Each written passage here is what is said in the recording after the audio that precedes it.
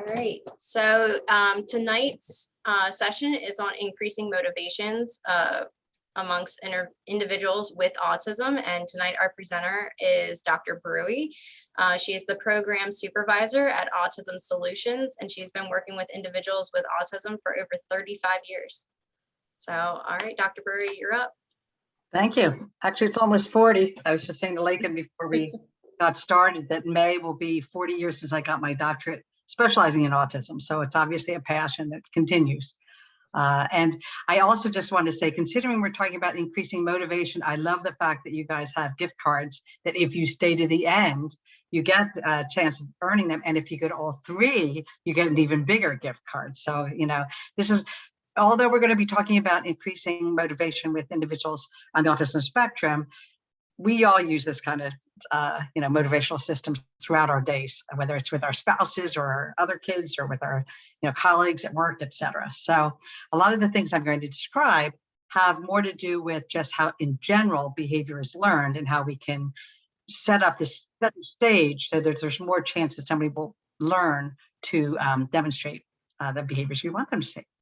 So, okay, let's get started. All right. So your screen. I'm sorry. No, okay, it just switched. Your screen was on something else, so it just caught up. You're good. That's weird. Okay. You know what I'm going to do? I have another thing up on my screen. I'm just, that didn't help at all. Hold on. We had it all together there. Sorry about that. Great. I think I accidentally. There we go. All right. Are we back to where we're supposed to be?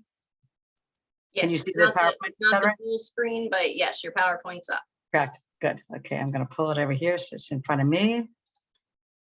You'd think after 2 years we'd have this down, right? All right. So how is behavior learned? I want to give you all a general idea of how behavior is learned. And this is true for all of us when we were little kids and learning. Wait, you're still on increasing motivation in children. You're on the main page. Okay. It's not guys, we're gonna get through this, I promise. Man, we had it all figured out. So you still just see the it's the little slides on the side that shows you what's upcoming, and then the first slide. Okay, tell you what I'm gonna do. I am so sorry. We're gonna do it one more time.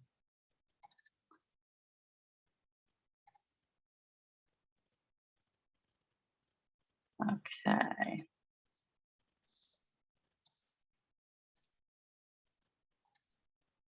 Thanks for letting me know. Yep. All right. Hopefully third time's the charm. Let's see. Okay, what do you see now? You see the opening slide? It's a weird font size. That's odd because it looks fine on my end. Okay. So so try this. Sorry guys, hold on. Unshare your screen. Right. And then on the back end of it, before you share again, pull up the PowerPoint and start the slide. Like from the very show. Yeah. Okay. Hold on. So it looks like you're presenting on your end, and then screen share it. Okay. See if that helps. Okay. All right. And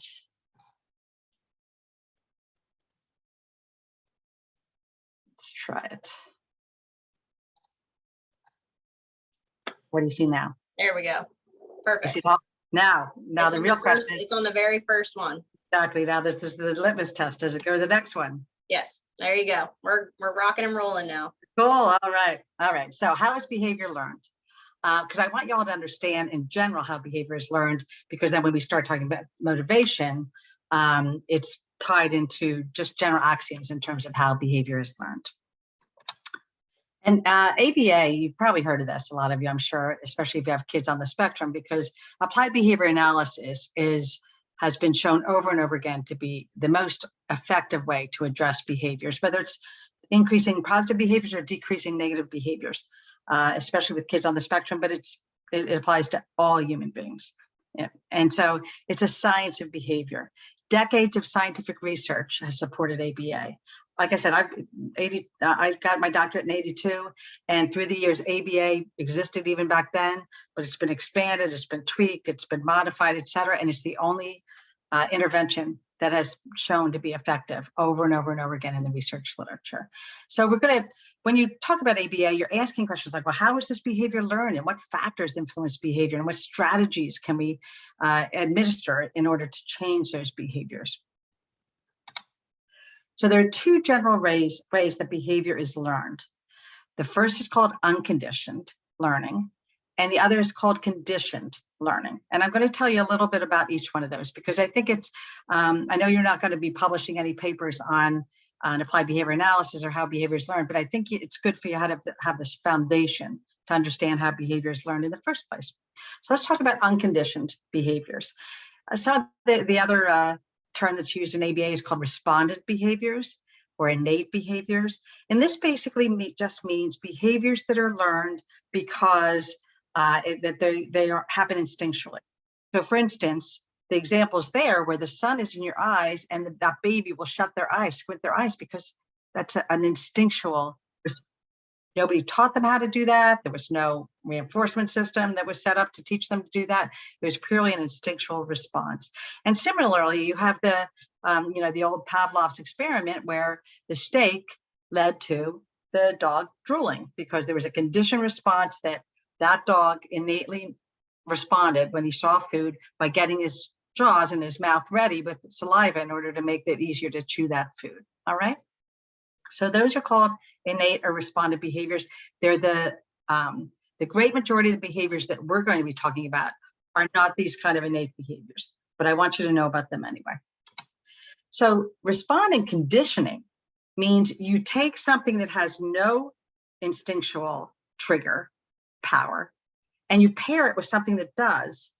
And so that the formerly neutral stimuli now becomes something that triggers the response. So that, the old Pavlov's research that you heard about way back when in science class, that he paired a bell with steak. And I'll tell you a little sidebar that's an interesting story for you to tell. Pavlov actually didn't use a bell. When you hear about Pavlov's bell, it's a little bit of a misnomer because he actually used a light. When he turned the light on, the steak was presented at the same time as the light, to the point where when the light came on, the dog drooled. But for whatever reason, it's been morphed into that it was a bell. So I kept it as a bell. So pairing, the bell with the steak, and again, formerly the bell had no power whatsoever to trigger a response, but by pairing it with that steak, it became something that the bell alone would lead to the drooling, as well as the steak would. So that's a respondent conditioning, pairing something that that's neutral with something that has that innate trigger response, and such that the neutral trigger causes the response. So operant behaviors are the second kind of behaviors. And what this means is that the behavior is learned by what happens after the behavior, not before. Innate behaviors are the sun comes in your eyes, something happens, and you respond. Conditioned learned behaviors or operant behaviors are what happens because of the consequence that happens immediately after the behavior. So it's basically your learned history. When you were growing up, when you did certain behaviors, what consequences happened? I know for me, one of my earliest memories is, and I'm 65, almost 66. So one of my earliest memories was a long time ago, was my mother talking to me about how I must have, I know what I did. I left a half a sandwich behind a cereal box on the kitchen table. And when she said, "Did you finish your lunch?" I said, "Yes." Not the brightest, star in the sky back then. And so I left the table, and of course she found the half a sandwich. And when she talked to me, she talked very clearly and wasn't angry, but was like clearly disappointed in me, talking about how telling the truth is always very important. That has become a very strong value to me, so that I praise myself at this point for being honest and open. That's part of that learned history. We all have learned histories. And again, it's based on the consequences which follow the behavior. And if the consequence is a pleasurable consequence, then you're more likely to show that behavior in the future. So for instance, in that case, whenever I was honest with my mom, I got all kinds of praise and hugs and kisses, and that was a reinforcer to me so that I was more apt to be honest in the future. And if a disagreeable consequence happens, you'll be less apt to perform that behavior in the future. So it really, again, comes out to what happens right after the behavior. You've probably heard about the ABCs, antecedents, behaviors, and consequences. Antecedents are what's happened right before the behavior. B is the behavior. What exactly does that behavior look like? And the consequences, what happens right afterwards. So conditioned responses, learned responses are all about those consequences.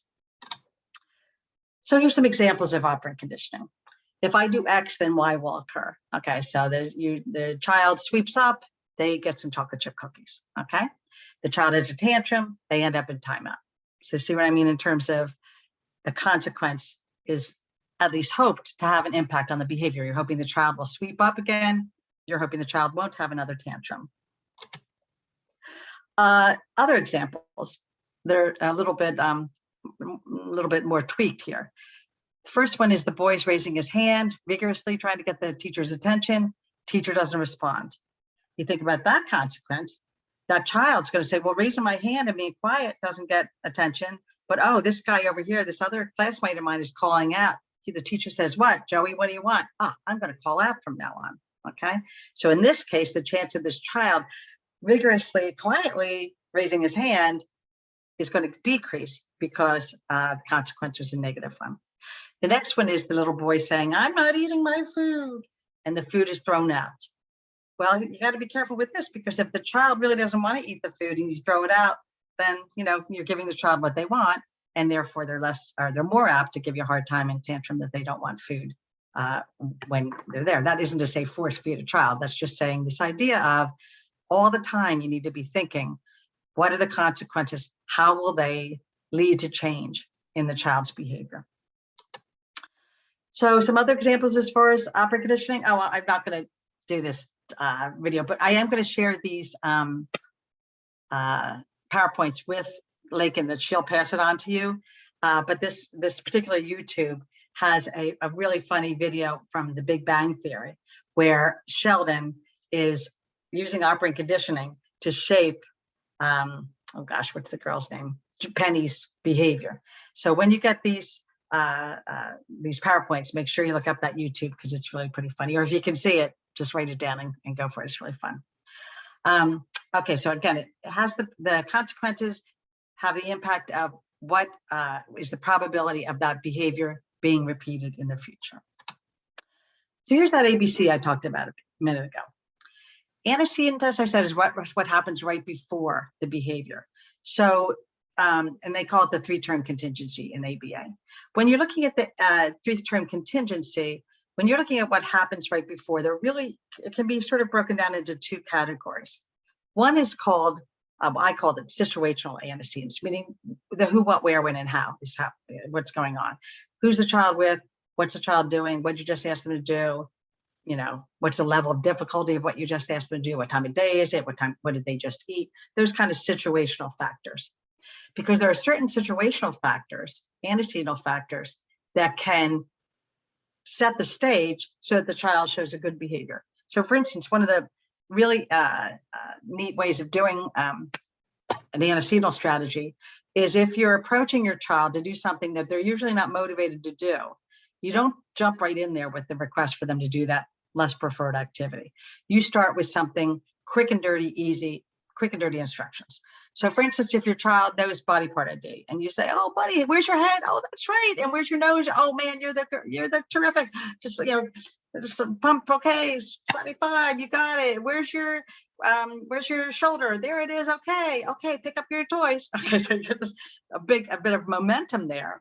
And what happens by that antecedent strategy, and I'm sort of kidding with the pick up your toys, because you're going from quick and dirty little responses to if you've got a whole bunch of toys to pick up, would not be a good idea. But what you would do is get that momentum by asking quick and dirty questions that the child will respond to automatic pilot, and then say, can you pick up your cars? Good for you. Now pick up your blocks. Good for you. So but getting that momentum is a way of setting the stage so the child is more motivated, because there's a motivation, a momentum going on there. When you get letters in the mail, and again, this isn't just about autism, when you get letters in the mail and they're, saying, a survey, do you believe in world peace? Or yes. Do you believe that everyone has inalienable rights? Yes, yes. And you go down this thing, and then it says, well, you donate $25. Wait a minute, right? It's the same idea. They're deliberately asking these questions that are bound to get a yes answer, so that when they ask you for money, boom, you got the momentum going there. The B is the behavior. And when you're trying to motivate a child, you want to make sure that everybody's on the same page in terms of what that behavior looks like. If somebody says, I want him to be respectful, well, what does that mean? You might say, oh, I want my child to be, to follow my instructions within 10 seconds. That's a clear definition. Or I want, when I say no, for him to say, okay, that's a clear definition. Or when I say, clean up your toys, he cleans up his toys. That's a clear definition.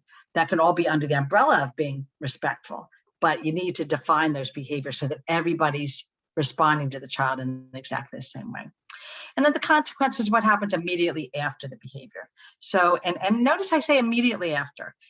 Try to avoid those situations where you say, oh, wait till your father gets home, or wait till, the kids at school, and when they get home, they get punished for something they did at 9 o'clock, in the morning at school. There's too much of a distance in time between the time lapse between those events. So you want to make sure the consequence that you're going to provide is as immediate and linked to the behavior that you're trying to motivate the child to do next time. Again, make sure they're really, really close in time. So here's some examples of those 3-turn contingencies. So the phone rings, you answer the phone, and it's your best friend, and you enjoy catching up. Well, the chances of the next time the phone ringing of you answering is pretty good, because you had a nice positive consequence. The next one, it's a noisy room, the child starts to cry, and the mother sends him to his bedroom to play with his iPad. Well, the catch 22 with that is that the noisy room might be a trigger, and I get it. I've been working with kids on the autism spectrum forever, and I know that commotion and loud noises and all that kind of stuff can be problematic. But the catch 22 is if you have the child go into their bedroom in order to play with an iPad all by themselves, they're never going to learn to tolerate a noisy room, or they're never going to learn the skill of saying it's too noisy, or I need my noise dampening headphones, or whatever, a way of communicating their needs rather than being isolated. So in this case, there's more of a chance that the child will cry in the future. Next example, the staff instructs an individual to do a math worksheet. The child yells and bangs on their desk, and the staff prompt her to take a break. Okay. Well, on the surface, that makes sense. She looks like she needs a break. I'm prompting her to take a break.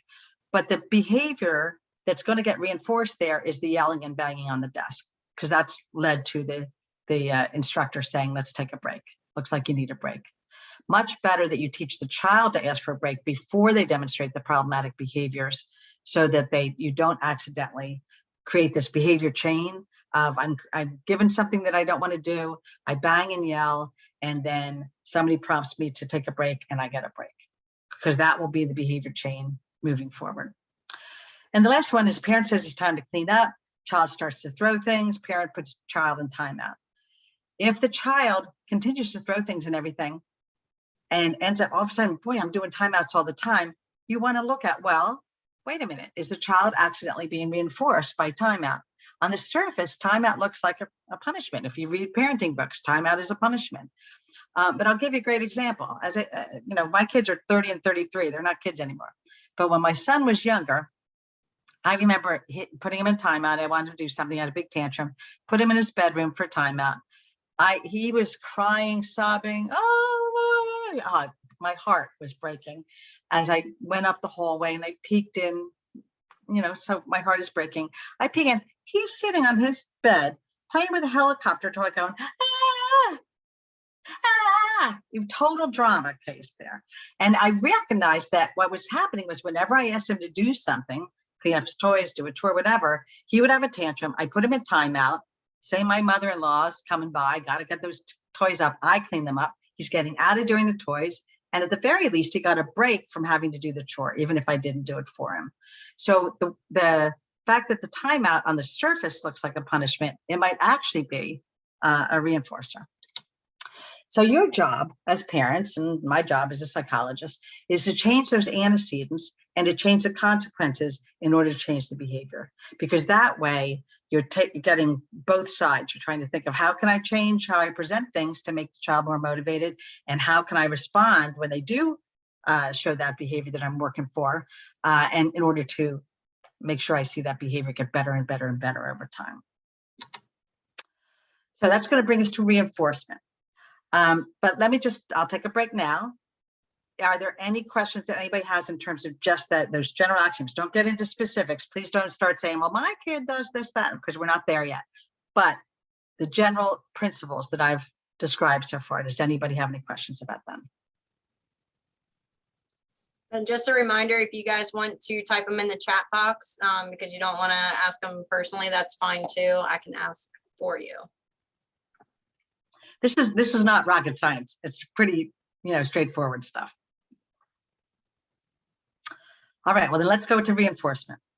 Remember that reinforcement doesn't mean a reward, social praise, or etc. I'm sorry, Dr. Bruey. Yeah. We had one that says, can you show the previous slide real quick? This guy? I'm guessing. Okay. Is that the right one? I don't know if who asked the question, if they realize we will be sending out the PowerPoints afterwards, so don't feel like you need to handwrite these out or anything. Oh yeah, I hope not. Please don't do that. You're going to have these hard copies of these soon, I promise. So back to this idea of reinforcement doesn't mean a reward or social praise or etc. Reinforcement is defined as any consequence that increases the probability that the behavior immediately preceding the consequence will occur in the future. That's the bottom line. So that timeout with my son, even though somebody would say, oh, that's not a reinforcer. It was a reinforcer because it increased the probability of him having tantrums in the future. And therefore, you always need to make sure you are reinforcing behaviors that you want to see again. And I push with parents and with teachers and other folks I work with, there should be a 10-to-1 ratio of 10 praise statements or praise responses, reinforcement statements for every one corrective statement. It's a lot easier to notice a child, it's a lot easier to notice a shoe flying through your visual field because the child's just tossed it versus a child playing nicely. When kids are being good, parents tend to be like, oh, good, I can get this done. I can go over and do this. Oh, great, it's quiet. Finally, I can read my book. You want to make sure that you're noticing those good behaviors. And there's the phrase that you often heard, I'm sure, is catch them being good. And that's a really, really good phrase. So again, that 10-to-1 ratio, I've even had parents and teachers that I've worked with collect data on themselves of how often they praise and notice the child being good versus how often they correct the child, and then see if they have maintained that 10-to-1 ratio. It's not easy. I remember when my feisty mother-in-law came to, she lived with us for a summer, and she was feisty. I mean, her standing comment was, what do you want, a medal? If my husband or one of his brothers came home with an A or whatever. And in fact, when my son went to Cornell and got a master's in engineering physics and had a medal, he held it up, was like, okay, grandma, I got the medal. Okay, that's how standing joke this was.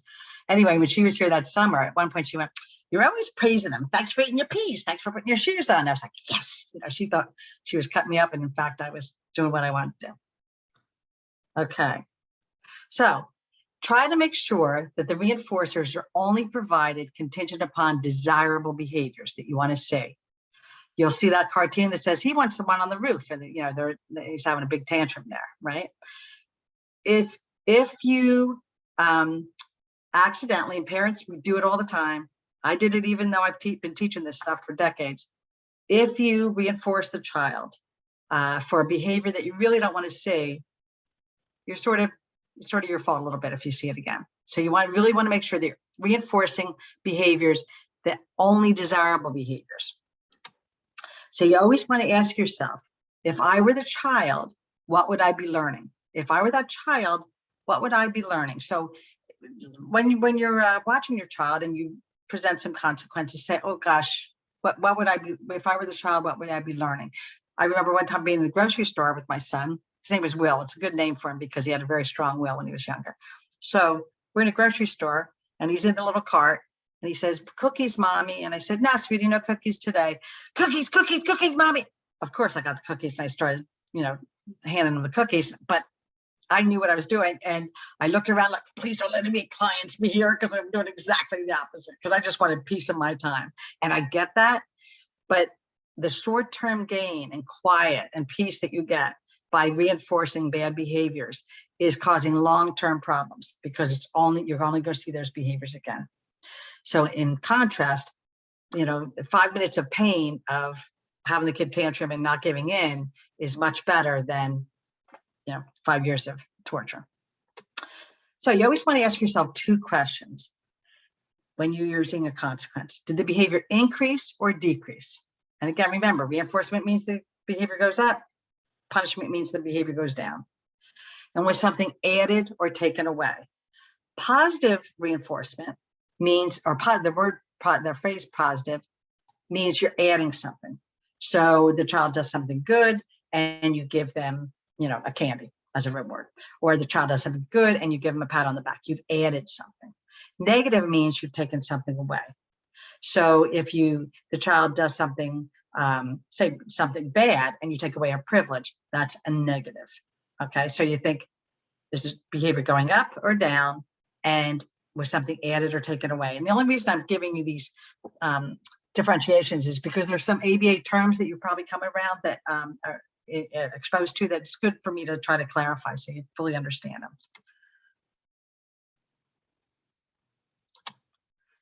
This is just a graph to give you an idea. So we have, it's taking what I just told you and putting it in a graph form. So the top is you're adding something or you're removing something. And the column to the left is the behavior is increasing or the behavior is decreasing. And not to get into the jargon, but the one that bugs me that, as far as terminology out there that people get wrong all the time is that negative reinforcement.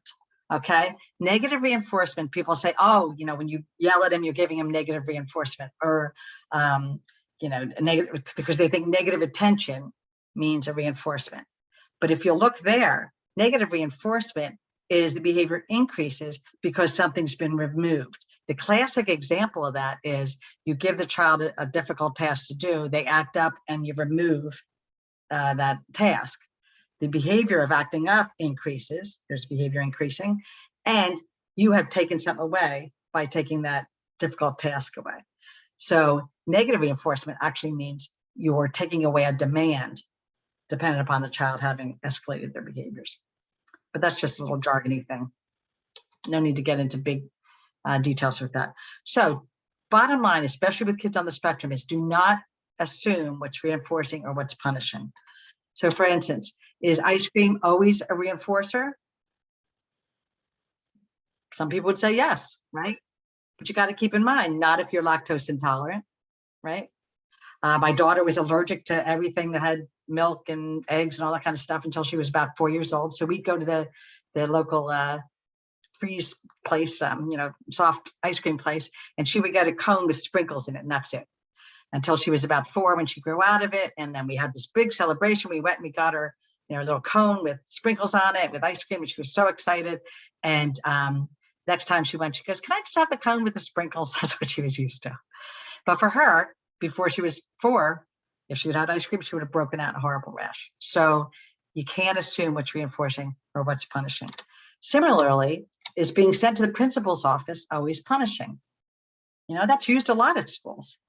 Or getting sent home for acting up at school. I know a lot of you parents have gotten phone calls going, come and get him. He's, out of control. We can't do this. He's got to go home. If he goes home and the demands are decreased and plus he's got access to fun stuff, I'd act up too to get to work, to leave work to go home sometimes. So you going to the principal's office can be reinforcing because often when they go to the principal's office, they're getting one-on-one attention. A lot of principals have that little jar of candy on their, on their desk that maybe get some candy. Meanwhile, the kid's getting out of the math test that he didn't want to do in the first place. That's going on back in the classroom. So that's why you always have to, you can't assume what's reinforcing or punishing. You have to individualize it. And it really comes down to, it depends. Because if the behavior increases in frequency, then that consequence is a reward. Even if on the surface it looks like a punishment. So for the ice cream, it looks like a reward, but not if you have lactose intolerance and you get all sick afterwards. If the behavior decreases in frequency, then the consequence is a punishment. And that's, again, how you know. I'll give you a great example of the first one, where something looked like a reward, but it ended up being a punishment. Actually, it's an example of the second one because the behavior decreased. Years ago, I was taping myself working one-on-one with this little boy with autism. And he was absolutely adorable, nonverbal kid, but just, bright and sweet and adorable. So I'm working one-on-one with him. Camera's behind me. And at one point he did something really cool. And I went, "Oh, aren't you wonderful?" And I did one of these, like, little pat him all over the place, all this kind of stuff. And then I finished up the session, and the child did not go near me for 2 weeks. I thought, what was that about? When I went back and watched the video, because I leaned forward, his face was here. I could see his face from the camera. And while I'm doing this wonderful, "Oh, aren't you wonderful?" Pat, pat, pat, pat, his face is like this. And it's like, oh my gosh, this poor kid. I think I'm being this reinforcing machine, and he's hating all this tactile input, and the way I knew was because this behavior that used to interact with, or this behavior of him interacting with me spontaneously quite frequently, decreased. So I knew some sort of consequence had been a punishment, and therefore I recognized what had happened. Like I said, especially after I found the tape. So if the behavior increases, it's a reward. If it decreases, it's a punishment. So reinforcement focus is always your best bet. A lot of people focus on, when you think of the ABCs, the antecedent behavior consequences, a lot of people focus on negative consequences, in the sense that I'm going to take his privileges away, or you do that one more time and I'm going to throw all your toys away, or that kind of stuff. And the catch-22 with that is, sooner or later you're going to run out of things to take away, or you're going to run out. I worked with parents one time that the kid was up to like 45 days of no TV in one day. You do that one more time, no TV for another day. Up, you do it again. That's the third day. Oh, that's the fourth day. That's a fifth. They were up to days and days of no TV. That makes no sense. You lose power by relying on negative and punishment. It's always best to rely on reinforcement, to make sure that you're using reinforcement to shape behaviors. Years ago, I did a lot of work with the IU13's autistic support classrooms. And the supervisor of that program would often come and ask me, "Here's a kid doing this, that." And about the fourth, fifth, sixth time, she came to me and I was giving her advice. She goes, "You just keep talking about reinforcement." I was like, "It's all about reinforcement. It's all about reinforcement." If you look, even again, how we're motivated, as a general rule, we're better motivated by good stuff than bad stuff. But you don't want to have a kid that's fearful of you. You want a kid that wants to please you, because that's a reinforcement, to find that you're pleased with their behavior. So reinforcement is always your best bet. Okay, so here's some examples. Extra snack. You can have tokens. You can have pennies. You can have getting a break, for doing a good behavior, good work at school or at home, even, whatever. But it's always really good to look at those reinforcers. And one thing that you always want to keep in mind is what they call grandma's rule. And that basically means, first you do what I want, and then you get the reward. Not one of those, "I'll give you the reward now, but you got to promise to do that good thing later." The behavior has to be exhibited prior to the reinforcer. None of this promise stuff, because then when the child doesn't do it, you've lost all credibility in terms of reinforcements. But yeah, they call that the grandma's rule, because again, this is not something that the ABAers came up with. This is something that the cavemen were probably doing with their kids, in terms of first you do what I want, then you do what you want. So how to make sure that reinforcers are truly reinforcing? There's this deprivation satiation paradigm, and let me tell you what I mean by that. Deprivation satiation means that you are, when you give reinforcers, you don't give them so much that the child satiates. And what I mean by that is they just get tired of it. It's just too much. I love avocado, but if you gave me avocado all day, for every good thing I did, let's say I had a great day and I'm doing good things all over the place, and by 2 o'clock in the afternoon, I'm eating my, 12th avocado, I'm going to be like, you know what? I'm done with the avocados. That's satiation. it's really frustrating sometimes with parents that have kids on the spectrum, because it's really hard sometimes to find something that reinforces them, right?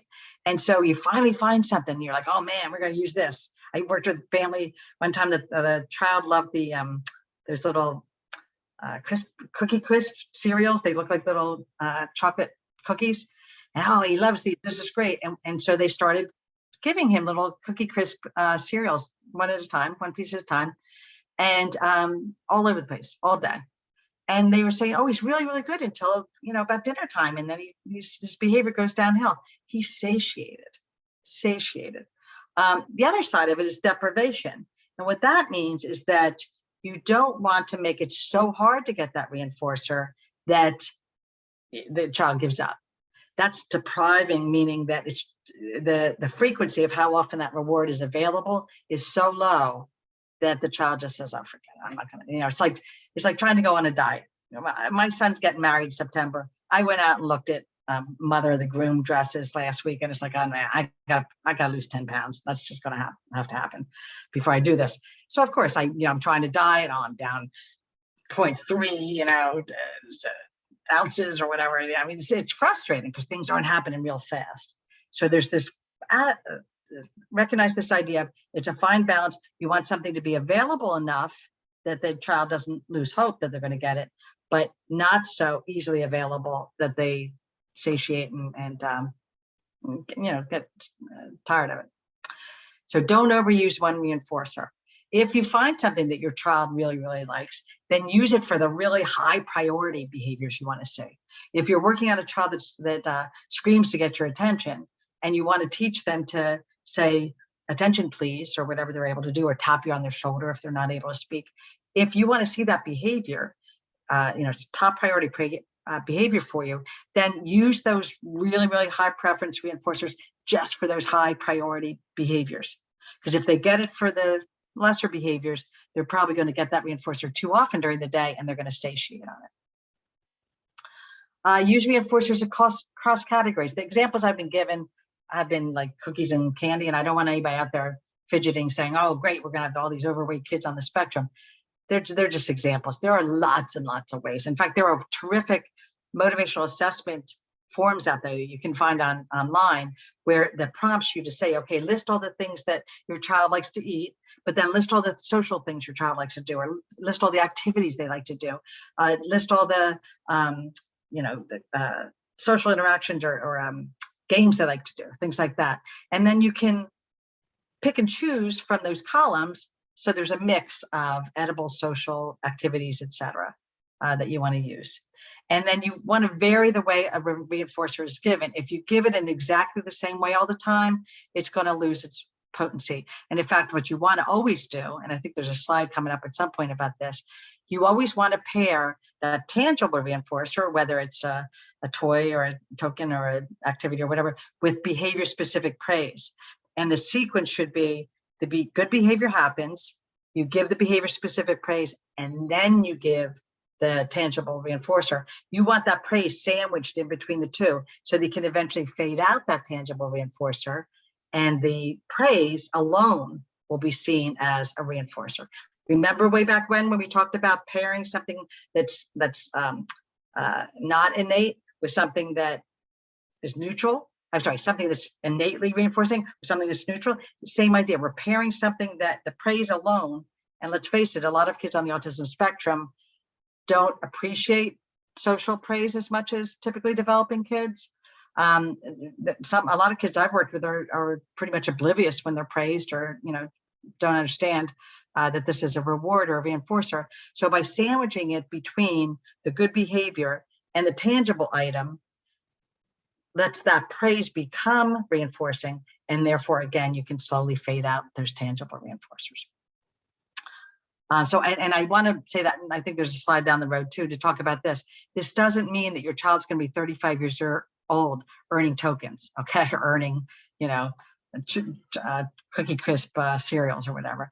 It's what you use, what works now, and then there are ways of fading that reinforcement system down the way. But use it. Don't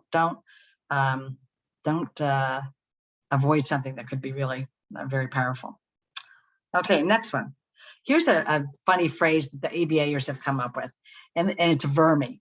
And it's just a funny acronym to help you remember some of the parameters that you want to keep in mind to decide what's reinforcing. So the V is for value. How much does the child really value that reinforcer? Number 2 is the effort. How much effort does that child need to put forth in order to get that reinforcer? R is for rate, meaning how often are they getting that reinforcement? M is for magnitude. How big of it? Is it one raisin or is it a little baggie of raisins? And the immediacy is, again, that it should be happening as close to the behavior that you're trying to reinforce as possible, so that the child is very clear that I'm getting this reinforcement for this specific behavior that you have targeted is a positive behavior you want to see again. So Vermi is value, effort, rate, magnitude, and immediacy. When you're evaluating, boy, why isn't this thing that used to be reinforcing, why is it now? And go through that Vermi acronym and try to figure out which parameter might have changed in the meantime. Okay, so how to make sure that reinforcers are reinforcing. One way to do it is stop using a reinforcer before it loses its value. Just, pull back on it a little bit. And you've all done this. A lot of parents have done this, where you take some toys that are in the toy chest or whatever, and you put them in a big bag and you put them in the attic, and then all of a sudden you bring them back out down the road, and they are, all of a sudden the kids are ecstatic because they've got these toys again. So you sort of switch up what you're using as reinforcers so that the child doesn't get bored. You can do reinforcer preference assessments. They're frequently used to ensure updated reinforcement lists. So this is where the whole team gets together: mother, father, school teacher, if you're working with IBHS, whatever, those staff constantly be sharing. Oh, I found something today you did. I was at a meeting yesterday with parents and the teachers, and the teacher said, oh, I don't know if you noticed, but we have these cute little figurines. I forget what they're called, but they're popular right these days with little kids. And the teacher had brought some in to school, and this kid loved them. And so the parents are, wow, we don't have them. So they, went and got them themselves, and the child loved it at home. So share that information with each other, even if it's something a little bit quirky. Use a reinforcer, even if it's quirky. I'll give you a great example. Years ago, I worked with a girl that we couldn't find anything that she found reinforcing. The traditional stuff, the praise, the goodies, the, activities, nothing. She wasn't interested. Her main focus and her passion, which all of our kids have passions, were leaves for whatever reason. She called them femurs. So she would see a leaf and she'd go, femur, and she'd pick up the leaves, and fall was her favorite time of the year because she'd pick up all these leaves and she thought they were great. We had her earn leaves. So we would collect all these leaves and we'd have them in a bag. And when she did something good, we'd give her a leaf, and she had a little backpack that she kept with her, and she'd put her leaf in her backpack, and she just thought, this was the greatest thing since sliced bread. And part of you would say, well, that's weird. You don't want her to earn something that's odd like that. It was the only thing that worked. If it's not valuable to the kid, it's not a reinforcer. Anything, the more traditional reinforcers were not valuable to this child, so they weren't going to change her behavior. Leaves changed her behavior. We paired it with the social praise, etc., with that sandwiching we talked about, and then we were able to fade out the leaves. But at least in the beginning, use what works, as long as it's safe, etc. You can also, teachers do this, and BCBAs do this, board certified behavior analysts, which I happen to be one, can do this too, is you just take a room and you put all kinds of stuff in the room, whether they look like toys or they're objects or whatever, and just all around the room. And then you sit back and let the child wander and explore, and you collect data. Oh, we went over to that silly string 3 times. Oh, we went over to that, like a light bulb 5 times, or you went over to, so it can be oddball things, but and it will also be things that you had in there as a traditional reinforcer. And then you collect that data and you make a hierarchy of, at least at this moment, these are the things that he finds the most interesting because he went to see them the most times. So things you want to keep in mind as far as what are some of the characteristics of some best reinforcers. They can be used repeatedly. If it's something that is only available Friday nights, then it's not going to work. If it's only, pizza night is Friday night, and the special pizza place that you go to only has their special pizza that the kid likes on Friday nights, that's not going to work so well. It's just too infrequent. Short duration. And what I mean by that is better to use quick and dirty reinforcers than big gun reinforcers. I worked with parents probably 5-6 years ago that wanted to toilet train their child. And he was more than capable, but like a lot of our kids on the spectrum, he had trouble with using a toilet and had some, preoccupations about it, and would literally ask to put on a diaper so he could poop in the diaper and then take the diaper off. So he obviously knew when he had to poop. He knew, where he should poop, but he didn't want to poop in the diaper. So we were working on with him. And the parents said, well, if you go poopy in the toilet, we're going to get you one of those big motorized cars, that are like $200 or something silly like that. We're going to get that. And there were a couple of problems with that contingency statement. One is that, does that mean he has to go poop once and he gets this big guns car? All they said was you poop in the toilet and you get this. Sounds like once meets the criteria, which is a problem. Second is the car itself is such an ongoing reinforcer that it's going to quickly lose its connection to the pooping in the toilet. So you want something that's going to be something that takes a little bit. If you have that car, say you have, something like that the child really likes, you can say you poop in the toilet and you get to play on the car for an hour. Okay, something like that. So that makes it more of a shorter duration, as well as then, but then now it goes away till the next time you poop in the toilet. They to poop in the toilet again. Oh, now the car's back out. And that gets us to the third bullet, which is the reinforcers need to be controlled by the adults in the room. I went to a classroom one time, and they had the little tray of reinforcers just sitting out on the teacher's desk. So the kids would just wander by, get a little, little fidget toy or get a little nibble or whatever, just walk by. It wasn't contingent on their behavior at all. It had nothing to do with their behavior. So that wasn't a good idea. And then the last one says, make sure that it remains valuable for that child. That idea of just what does the child value at any given moment? And it might be, a lot of times you've seen this in a lot of folks in ABA, IBHS do this, and folks in classrooms, and you might even do this in the home, is use one of those I am working for cards. And it's, cardboard strip basically that says I am working for, and then a Velcro tab. And the child, before you're doing whatever you want them to do, the task you want them to do, before you start, you say, let's pick a reinforcer. And there are pictures, and you pick a picture of something that you think would be, or the child picks, you show them the array, the child picks, puts the Velcro on the strip. So now it says, I am working for a book or whatever the child's chosen at that moment. And then they do the task, and you say, oh, good, you finished up. What were you working for? I am working for a book. That's right. Okay, let's go get the book. What's nice about that kind of scenario is that you're doing sort of an immediate preference assessment at that moment of what's reinforcing for that child at that moment.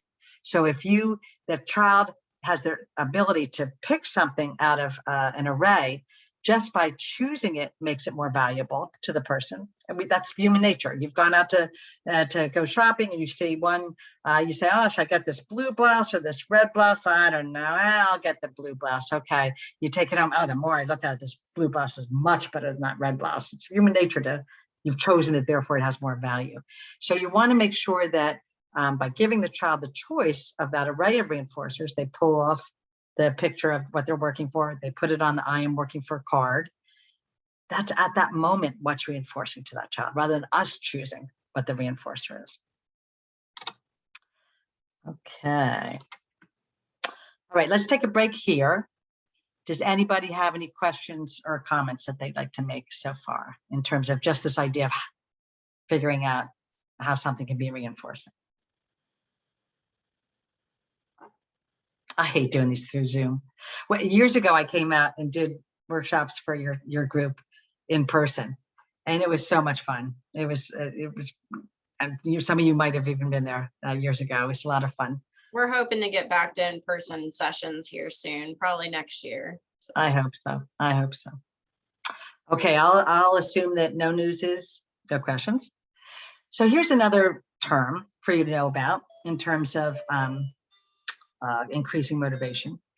And the ABA term is motivating operations. And again, no worry to get involved with the jargon other than if you have an ABA team at school or an ABA, IBHS team in your home, then they're going to use these phrases. So it's important for you to know the terms.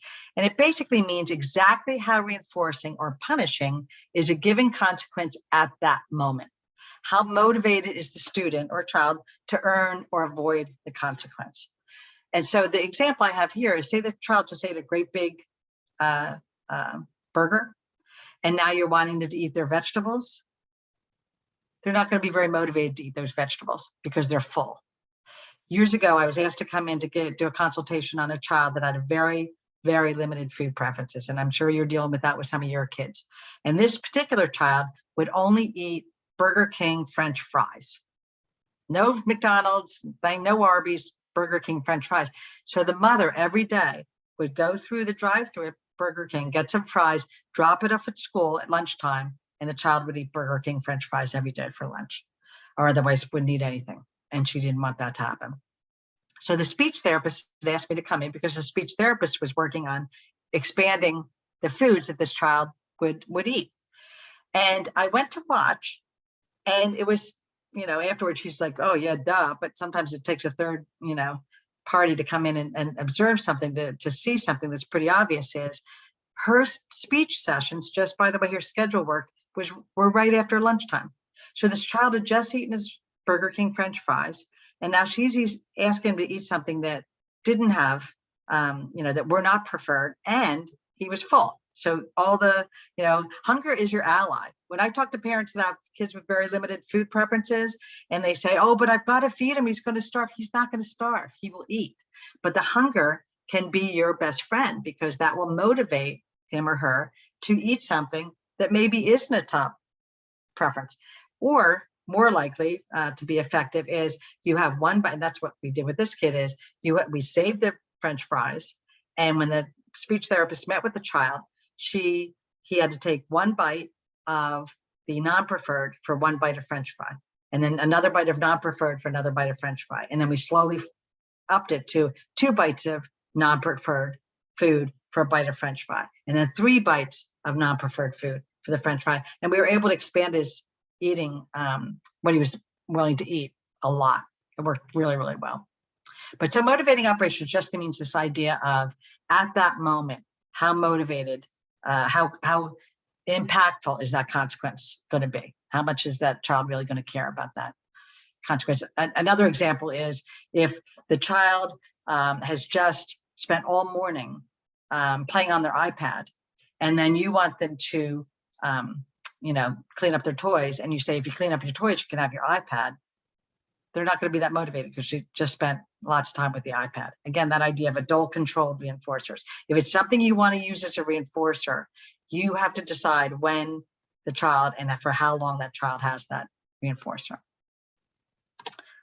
So regardless of what that tangible reinforcer is, and this, we talked about this earlier, this idea of behavior specific praise needs to be paired. So again, that sandwiching, the meat and bologna or whatever, that in the middle of that sandwich is the behavior specific praise.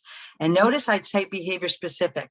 If you find yourself all the time saying, good boy, great for you, hey, that's wonderful, oh, you're wonderful, oh, you're terrific, those kind of generic praise statements, your child might not know what they're being reinforced for.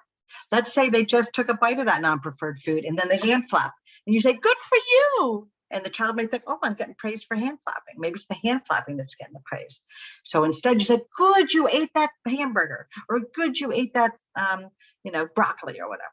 You tell them exactly what they did in order so that they can know exactly what they're being praised for. And here's the other thing with kids on the spectrum, and you know this because you live with it, is they often interpret words very literally. So if you say, for instance, I worked with a parent that said to the child, eat all your dinner, or, you won't, if not, she started off right by saying the positive. If you eat all your dinner, you can have the ice cream. Okay. So the child was dawdling and not eating, and she said, come on, eat, don't blow it. I don't want you to blow it. And the child went, I didn't blow it. Started blowing on their food. So when you give those words and the praise, etc., make sure that it's concrete and not hypothetical or metaphorical. So provide praise first, and then the tangible reinforcer second to allow that tangible item to be faded. We've covered that already. Make sure that the reinforcer is provided consistently and strategically across all staff, across both mom and dad, across grandma and grandpa when they're there. I've worked with quite a few families where the parents are divorced, and the child goes to one house for some time and the other house for some time. And we've had to set up that it's exactly the same reinforcement system in both houses, or otherwise the child's behavior will be different in both houses. So you want to make sure that everybody that's working with that child or living with that child is reinforcing him or her consistently and strategically. You want to always provide choices of reinforcers. So you, as I said, to get that sort of at the moment reinforcement assessment. And here's the other thing that can be a great way to get that momentum that we talked about earlier, is give choices when I call it the illusion of choice, in the sense that you say, oh, it's time to eat dinner. Do you want to sit here or sit there? Or do you want to use this fork or this fork? Do you want to use this plate or that plate? Do you want to eat your broccoli first or your meat first? See, so you don't care which choice they get, right? But the child feels like they're in control. They're making choices. So they're more apt to follow through with your instructions because you're allowing those choices. And as I said, illusion of choice in my book, because it's really like you're giving a guided choice of two things, both of which are fine with you. But it's a nice way of getting that momentum going. And then always make sure that you personally are reinforcing. That's very, very important. If the child, when you walk in the room, if the child runs out of the room, you're not reinforcing. Like I said with that kid that I was all hands-on, I found really quickly that I was not reinforcing to him by his behavior. So I had to pair myself with things that he really liked to get him to be comfortable around me again. And the adults should be the ones with access to reinforcers. I think I've said that a couple of times, so hopefully that rule is solid for you. Okay. So let's dispel some myths regarding reinforcement. It's not bribery. Some parents, when I start talking about reward systems, reinforcement systems, they get all like, oh, I don't believe in bribes. It's not bribery. Bribery is when the mayor gets paid $10,000 for taking the contract from the one construction company. That's a bribe. A reinforcer is being rewarded for doing something good, not for doing something bad. And when parents get all high and mighty about not wanting to use reinforcers or reward systems, I'll say, yeah, they'll say it's bribery. I can, hey, what's your boss's name? Let me give them a call and say, hey, stop paying her because you're bribing that. The paycheck is just a bribe. You shouldn't do that. We all our behaviors are motivated in different ways. I love my job. Like I said, I've been doing this almost 40 years now. Love my job. But there are days where it's like, okay, got to go into work. It's, what money am I making? Or actually what keeps me going is I say to myself, who am I going to help today? That's the way I get out of bed in the morning. On those days, who am I going to help? Oh, okay. I'm going to be able to help them because that's reinforcing to me. But my point with all this is you don't see reward systems as bribery. They're not. They're merely reinforcing the child for doing good behaviors. Reinforcements will not decrease the child's level of intrinsic motivation. Some parents will say, oh, then he'll just want a reward for everything, and that's the only thing that will make him do anything. No. Your goal is for it to be intrinsic reinforcement, the same way as my mom taught me to be honest, because that was something that I got reinforced for. I'm now at the point where I personally have that as a value, and I'm reinforcing myself when I'm honest. So that's the goal. But not for little kids and not for kids on the spectrum, regardless of age, because sometimes they need that extra oomph of a tangible reward to get that going. And the goal is, again, they're not going to be 35 years old earning, tangible rewards. It's something for now that you're trying to get going in order to get that momentum, get those good behaviors to become habit so that you can fade out those tangible rewards. Another myth is it's not unfair to withhold reinforcement. Sometimes parents will say, oh yeah, say you have a reward system where the child goes all day without doing having a tantrum, and the child's been an angel all day. And at the very end of the day has a tantrum, pretty good tantrum. And you say, oh, but you know what? He was good all day and I feel so bad. That's not fair, blah, blah, blah. And you give the reward. Well, if you would set it up that the reward is only given if the child shows no tantrums all day, then you've just undercut yourself. So if take that scenario, I would say cut that day into halves. If the child goes half the day without a tantrum, they get a little mini reward. If they go all day, they get another reward at the end of the day. So then you're setting yourself up that there's going to be more frequency of rewards, as well as you're not going to feel guilty about withholding that reinforcement. It's like if I got pulled over for speeding and say to the policeman, oh, but officer, that's not fair to take my money because I earned that money fair and square, right? No. Reward systems are not demeaning. We'll talk a little bit about how to use reward systems with older kids, teenagers, etc. But and in that case, you want to make sure that's not like, good for you, cutesy voice and all that silly stuff. But it's not rewarding, or it's not demeaning. When my husband praises me for something that I've done, I only feel good about it. We've been married 37 years, love of my life. He's the greatest guy in the world. And a big part of why we get along is we are that couple that says, thanks for taking out the trash. Thanks for washing the dishes, blah, blah, blah. I mean, it's nauseating, but it feels good. It's not demeaning, it feels good. And it's not reinforcement if the child's behavior doesn't change. So if you think you're using a reinforcement and it doesn't improve the child's behavior, it's not a reinforcement. So reinforcement is a promise, not a bribe. So, and there's a phrase in ABA called a promise reinforcer. And a promise reinforcer is where you present, let's say that, let me back up. Say there's a scenario where your child is not very motivated to do something. Maybe they're not motivated to, do their nighttime stuff, brush your teeth, wash your face, okay? So what you do is say there's a special book that the child likes to read at bedtime.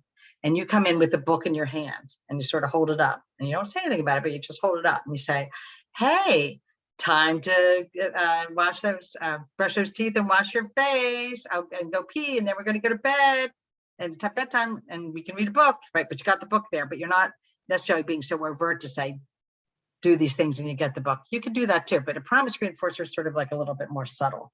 And the message by holding whatever that item is up is this message of, hey, I've got it right. The child sees it. It's not a verbal promise. It's a visual promise, which, as you know, a lot of kids on the spectrum respond better with visual input than with auditory input. We rely on talking to kids all the time. And a lot of times providing some sort of visual cue is going to be more effective.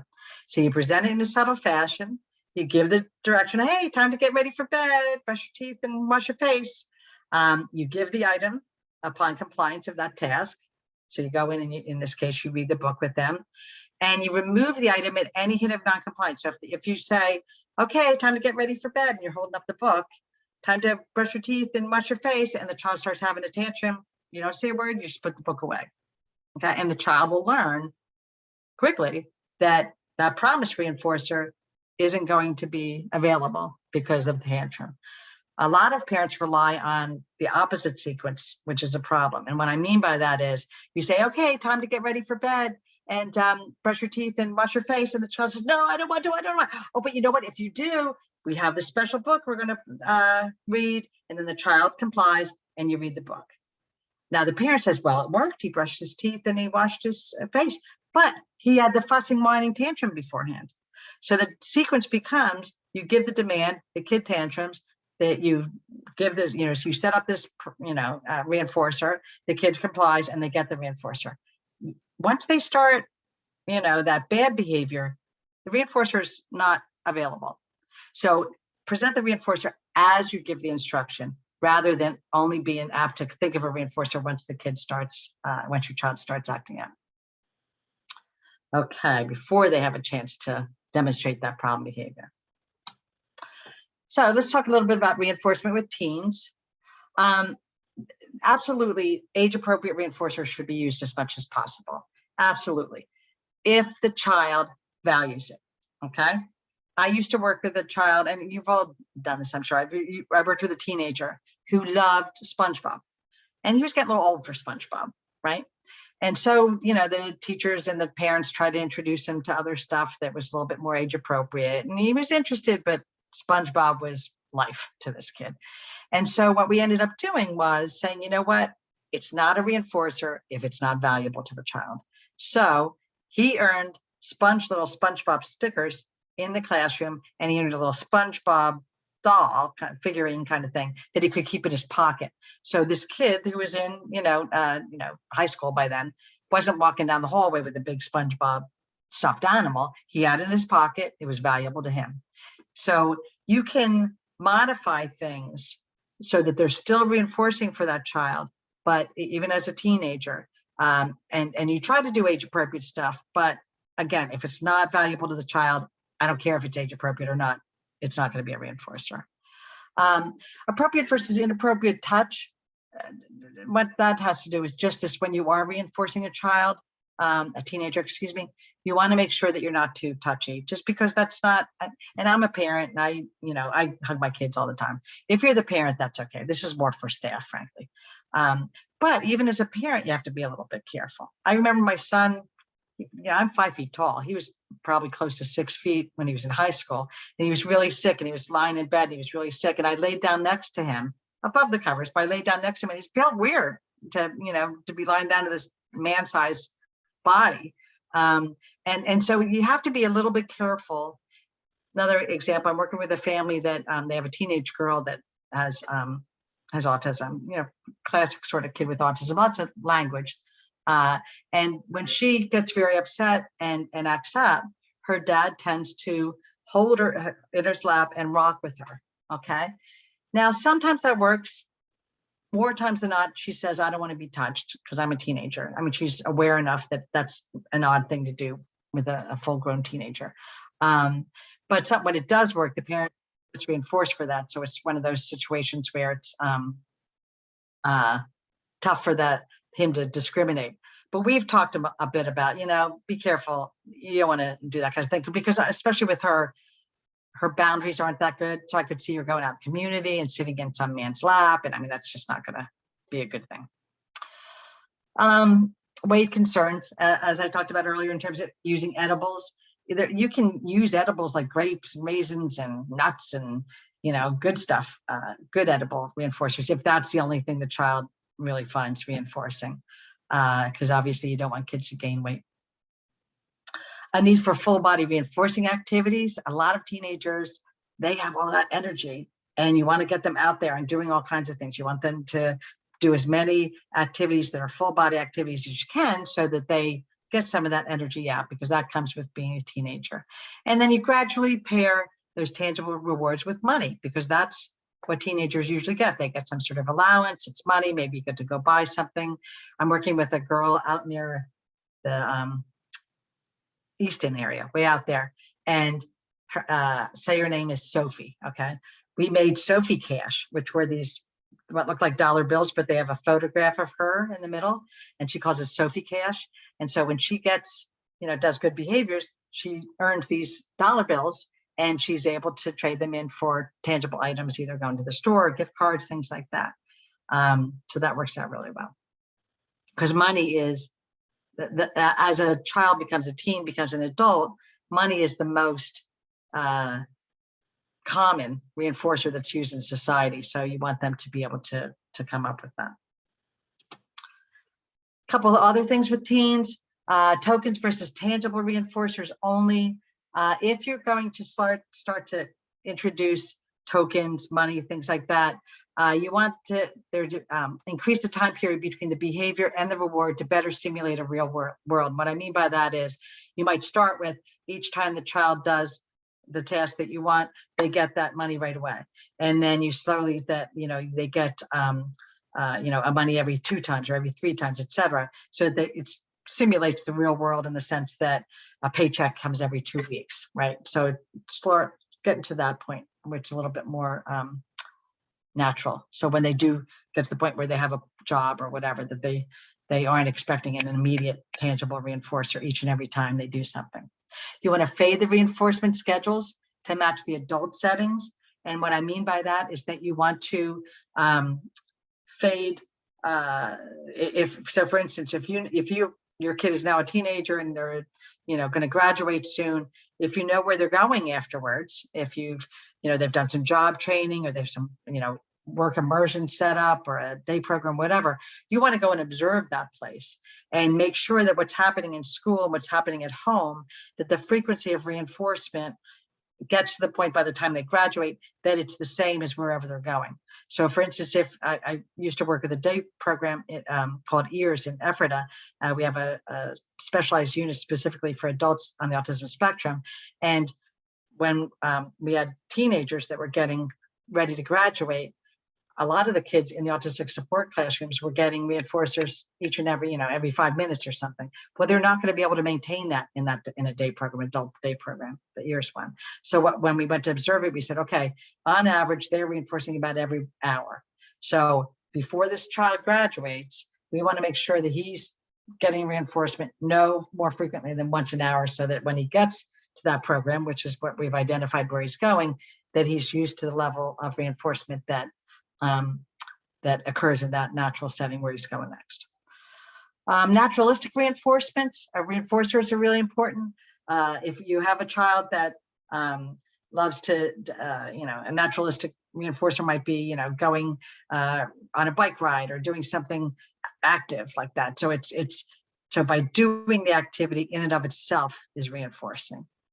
And as far as reinforcing when you're in the community, I'm a big believer in it. Some parents will be like, oh no, it's just for in the home. It looks odd when you're out in the community. You're sort of setting you and the child up by not doing that. Because I've worked with a lot of families where they do a great reinforcement system in their household and they don't use it in the community. And lo and behold, the behaviors are a lot worse in the community because the child recognizes that they're not getting reinforced. And if they act up, the child or the parent sometimes buckles under because they're worried about public scrutiny in terms of the child's behavior. So you want to make sure that you're, as much as possible, doing a 24/7 reinforcement system. Okay, let's take another break. Any questions that people have at this point?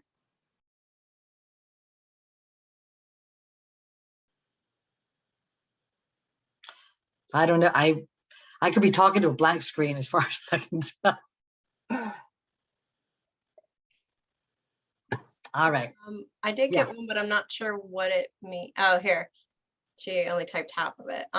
What about if you are having difficulty with fading the reinforcers? What's a good tactic, I guess, for that?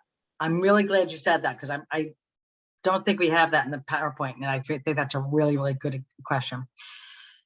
When you fade reinforcement, let me say this first. If you have a reward system in place and the child's doing great, and oh my gosh, they're doing all this wonderful stuff that you had rewarded. Okay, the last thing you want to do is say, okay, we don't need that reward system at all. You can't just go cold turkey and turn it off. That's not fair to anybody. So the fading, the gradual fading, it's a really balancing act of that. You want to fade it slowly enough that child doesn't feel deprived. Remember that deprivation thing we talked about. You don't want to go from being reinforced twice a day to once a week. That's just too big of a jump. You might go from twice a day to once a day, to once every 2 days, to once every 3 days, and slowly do it. And the way you know when to fade it is determined on your child's behavior. So for instance, if you go, you're watching their behavior and all of a sudden you go from 3 days to 4 days, and all of a sudden there's some regression, maybe that was too big of a jump. Maybe you need to go from 3 to 3.5 days, and then 3.5 to 4 days. So your child's behavior will let you know how the pace that you should do this. But I'd much rather parents go slow and over reinforce a child than to go too fast and you lose a lot of the work that the progress that you've made all that time. It might take you 3 months, 6 months to fade a reward system, and that's okay. That's okay.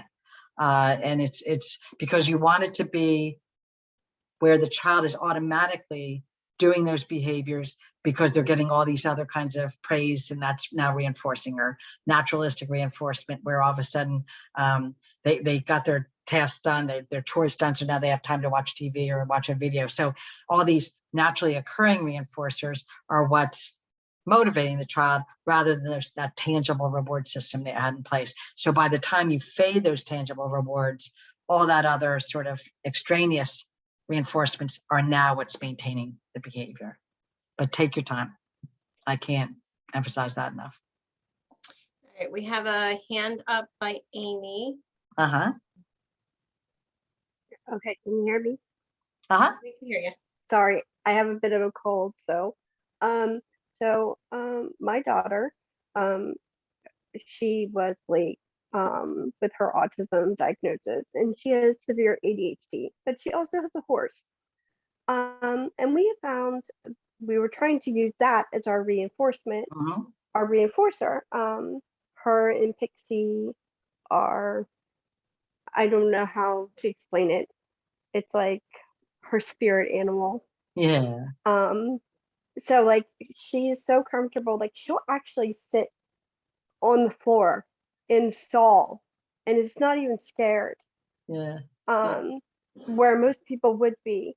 But we found that when obviously she doesn't do what she is supposed to do, and she loses that reinforcer, Mhm.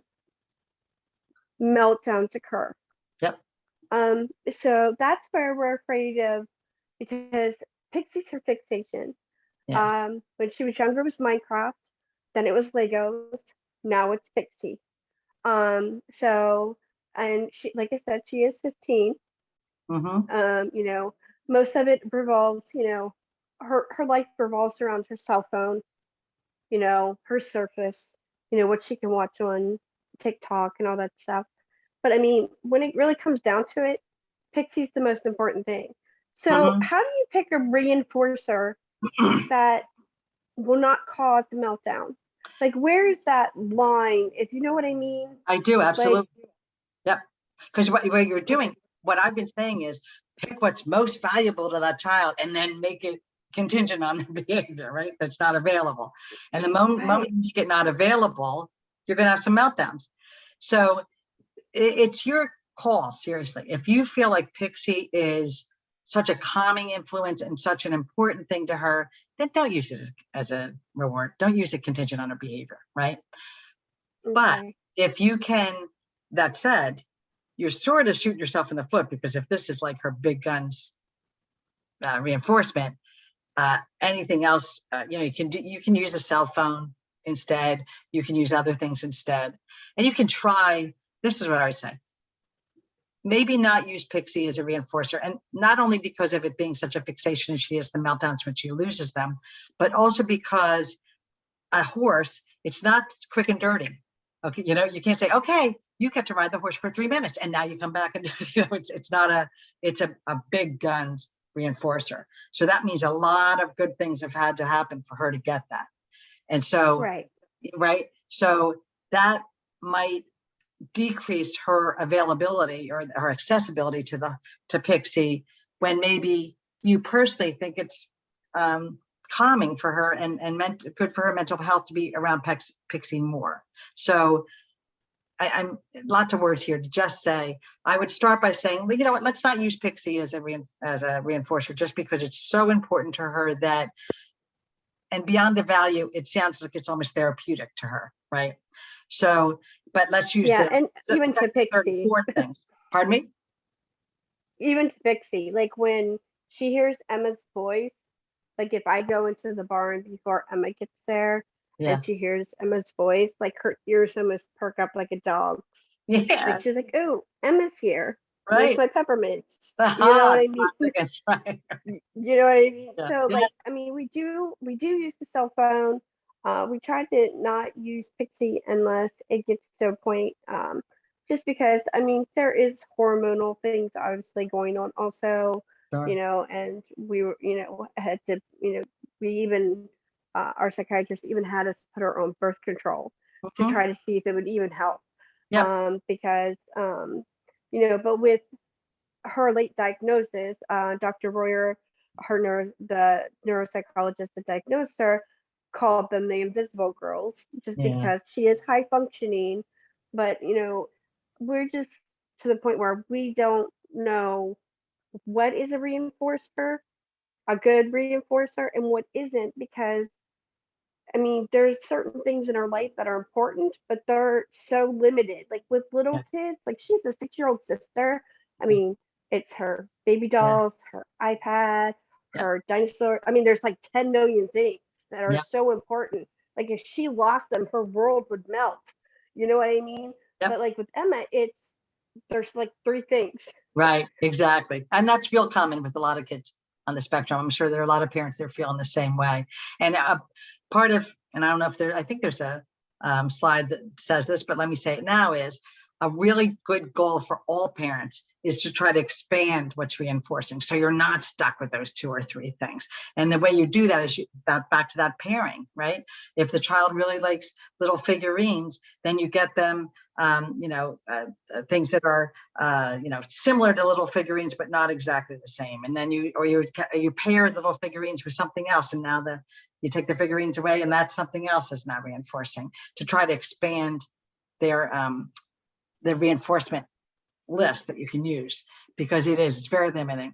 And the other thing, the good news with someone like Emma is that because she's, any kid that gets diagnosed at age 14 is obviously, in pretty good shape cognitively. And so something like that, you can talk to her about it, what do you think we should use? We recognize that it's really hard for you with Pixie, and maybe we might use that as a reinforcer, but what do you think would be in a good mood, when she's in a good mood? And talk to her about it. She might even actually have some insights that you might find interesting. Sometimes getting the child involved with it gets them more invested in following the system. Okay, and kind of break it down to where it's like, if she does her morning stuff, she gets, a reinforcer and things Absolutely. like that. Yeah. Because we did have that issue, where we went through the texture thing. We had to find the right shampoo texture, the right conditioner texture, the right toothpaste texture, the right toothpaste, or the toothbrush. Like we went through all that stuff, and she's finally to the point where she'll actually take a shower without throwing a hissy fit. Excellent. And brush her teeth without, but like just like little things like that, like those sometimes if she's having a bad morning, and I mean that's where the reinforcer thing kind of comes in. So that's what. Yeah, but be careful. You want to make just sure that the reinforcer is there every day, because if it's Right. only there, if you only pull it in when the child's having a rough morning, then the rough morning behavior is gonna get reinforced. You with me? I'd much rather that it's just a constant. She has a list of her self-help things that she has to do in the morning. If she follows them, then she gets this good thing, even when she's in a good mood. Because if you only pull out that reinforcer when the child's starting to resist or give you a hard time, you're actually reinforcing that resistance. So say for instance, like her cell phone, she earns it every day. So if she does her morning stuff, whether she has a good morning or a bad morning, she should always get it as long as she gets her stuff done. Yep. Okay. Hey, listen, Okay. my boss pays me, right? Whether for getting my stuff done, to use that phrase, right? Right. So my boss doesn't pay me when I drag into work. You go, I really don't want to be here. Well, but you know what? If you stay today, you're going to get paid, right? And on the days when I go in with a big smile, nothing's mentioned about being paid, right? Right. So you want that, if anything, you want it to be there every day, because it will get that momentum so that it becomes habit on her part to do those things. And I would use a visual schedule. As I said earlier, I'm a big believer in providing information visually rather than auditorily.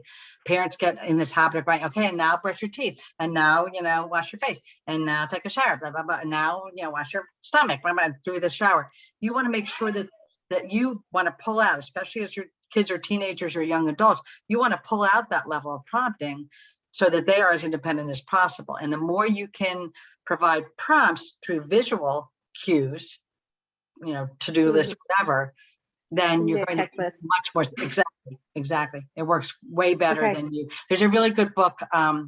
There's a publisher called Woodbine House.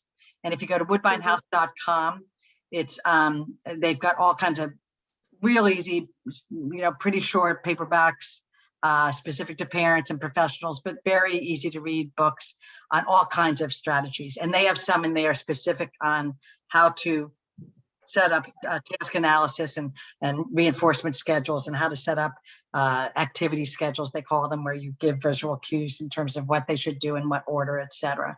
I would definitely go to woodbinehouse.com and check out those books too. Okay, yeah, because I mean, we really didn't have, I mean, we noticed like these things now that we look backwards, Yeah. but like, and like I said, and now, but it wasn't until this year when she went to high school, because she has apraxia of speech, so she had 2 years of kindergarten, so she actually, even though she's 15, she didn't start 9th grade to this year. Yeah. So she we didn't really notice till the complex social dynamics started coming in. Yeah. And now it's getting to the point where like everything started devolving. Right. So, and that's where we're trying to build everything back up again, because like last year, I mean, distinguished honor roll, like, Wow. you know what I mean? Yeah. And And like all you this said, teenage years are hard for everybody. And then you Oh, throw yeah. in a child that has trouble with interpreting social situations, has trouble communicating, Yeah. has some passions, etc. It's tough for Yeah. everybody. And in fact, I think it was last year, I might have done one of the CPARC on surviving puberty. It was one of my usual talks. We have it on our So- YouTube channel. It's Perfect. up. Yes, Perfect. I That's actually what I saw did. it on there. I saw it on there. Good, check that one out. All right, any other questions? Okay, thank you so much. Oh, no problem. I hope that was helpful. We did have one more question It in was the chat extreme. box. Is reinforcement for everyone? For example, all 3 of my teenagers, some are atypical and some are typical. That's a really good question. Yes, I am a big believer in, especially if you have like one child on the spectrum and other typically developing kids, you want to have some type of reinforcement system for all the children, because otherwise the typically developing kids are going to be resentful of the child on the spectrum because, you know, this isn't fair. They're getting these rewards and I'm being good and I'm getting lost in the sauce here. So you want to make sure that you have, and obviously it would be individualized. So for instance, if you have a child on the spectrum that needs, you know, daily rewards that are more tangible or whatever, that's one thing. But then maybe the typically developing brother or sister is getting an allowance for doing chores around the house. You know, so I absolutely think a reinforcement system is good for all of us. And if you have typically developing kids that are purely motivated by your praise and your attention, go for it. That's, you know, that's the ultimate peak that you want to get to, right? But it's not uncommon for kids to need something tangible to get them through. And again, especially if you have one child on the spectrum and others not, you want to make sure that the kids, typically developing kids, don't start to feel resentful that they're doing good stuff and not getting anything for it. At the very least, make sure you're praising their behaviors and their accomplishments. Any other questions? Had in the chat box then. Okay. Well, then why don't I talk a little bit about schedules of reinforcement, and then we'll have some more Q&A time. So again, don't get caught up in the jargon, but I want you to know some of these terms. These are 4 basic ways of scheduling how frequently a reinforcement is given. A ratio means you give the reinforcement dependent upon the number of correct responses. So every 3rd response, say, okay, the child gets a reward. A variable means an interval of time. So say every 5 minutes, the child gets the reinforcement. Consistent means every correct response, and intermittent means there's a bit of a range. So maybe it's every, and a range between every 3rd and 3 and 5 correct responses, but it's not quite as predictable. So that's ratio, variable, consistent, and intermittent. And again, I'll just go briefly with this because there's no reason to get into the weeds with the terms, but variable ratio means, or an example would be, on average every 6 correct responses. Variable interval is on average every 3 minutes. Fixed ratio is every 6th correct response. Fixed interval might be every 3 minutes, just some examples. But again, don't get caught up in that. What I really want you to keep in mind is this. As a general rule of those, and I'll go back to that one, of these 4, the best one to do is intermittent. And the reason it's intermittent, again, means it's a little bit unpredictable. There's a range, you know, a relatively narrow range. If you're doing it by time, then it's between, say if it's something that you want to reward every, real frequently, it might be between 45 and 90 minutes or something like that. So there's a range. And the reason for that is because, notice that picture, a slot machine. If you think about a slot machines are addictive because you figure, well, the more times I pull that lever, the more chance I'm going to get a reward with the prize. So the same thing is true for a reinforcer, that you want to make sure that you're sort of predictable about when a child's getting a reinforcer, but not so predictable that it becomes so rote. You want the child to be like, well, maybe, say you're reinforcing them for being polite. And every time they say thank you or say something polite, you say, oh, good for you. That was really polite. Oh, there's another thing you're doing polite.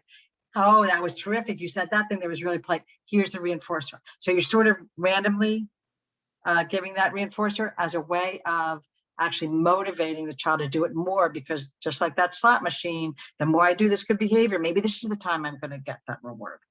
So that's called intermittent reinforcer. It's called variable ratio. Don't worry about the jargon. So let me tell you this. There are different types of differential reinforcement. And differential reinforcement just means you are zeroing in and differentially reinforcing specific behaviors. Some people have reward systems in their house that are just, if you're good, you get this reward. That's okay. And that's actually called a differential reinforcement of all other behaviors. So anything good the child does, if they do good stuff, all kinds of good stuff, they get a reward. A differential reinforcement of alternative behaviors means you are zeroing in on those opposite good, there's good behaviors that are the opposite of the bad behaviors you're trying to get rid of. And so for instance, if a child gives you a tantrum because when you say no, then when they accept no, boom, that's when you're getting the reinforcement. They might have also eaten all their peas. They might have put their clothes on, whatever, right? But for this child, you're zeroing in on that alternative appropriate behavior, that replacement behavior, and really going big guns into reinforcing that behavior. It's a little bit more fine-tuned, a little bit more effective, frankly. And then DRL just means differential reinforcement of lower rates of a challenging behavior. So for instance, if you have your child has a behavior that they show a lot, it's really, really frequent, then you might have a system where you're not expecting the behavior not to happen at all because it's just so frequent. It's really going to be hard for the child not to do it. That you might say, okay, on average, you're doing it 10 times a day. They're going to get reinforced for only doing it 8 times a day, and then 5 times a day, and then 2 times a day, and then eventually not at all. I used to work with a really cool kid that was a middle schooler, and he would say what did he call them? Extraneous comments is what I call them. I say these extraneous comments, and he would be in school and the math teacher's trying to teach, and he'd raise his hand and he'd say, did you ever see the SpongeBob episode with Squiggly, blah, blah, blah. And the math teacher would be like, buddy, we're not talking about that right now. Oh, that's my extraneous comment. And what we found is at school, we took data on how often he said those extraneous comments. Since he was in middle school, he switched classes because he was in general ed. And we ended up coming up with a system for him in that, for instance, in math class, because math was hard, he often said on average 20 extraneous comments during that math period. And so we said, you know what, we can't ask that kid to go down to 0. That's just going to be too much. So we started with, okay, 15, no more than 15 extraneous comments. And he actually got to the point where he kept collect data on himself. He had a little self-monitoring chart. And every time he made an extraneous comment, he'd mark it down, which also made him more aware that he was doing it, which was great. That self-monitoring tool is terrific. And then we slowly lowered how many extraneous comments he could say in order to get the reward. In gym class, on average, he said 3 extraneous comments at the beginning. So we made it 2, 1, 0. See what I mean? So those are examples of slowly lowering the frequency of the challenging behaviors. That's to make it slowly the expectations a little bit more realistic for those real high frequency behaviors. Just a quick mention in terms of timeout. If you do use timeout, and I use timeout with my kids, like I referred to earlier, they're fine. If they're for behaviors that are attention-getting behaviors. So if the child's acting up to get your attention, a timeout is great, because when you're in timeout, you get no attention. And make sure you're not on the other side of the door going, I said be quiet in there. You're giving them the attention, right? No attention whatsoever, no verbals, no eye contact, nothing.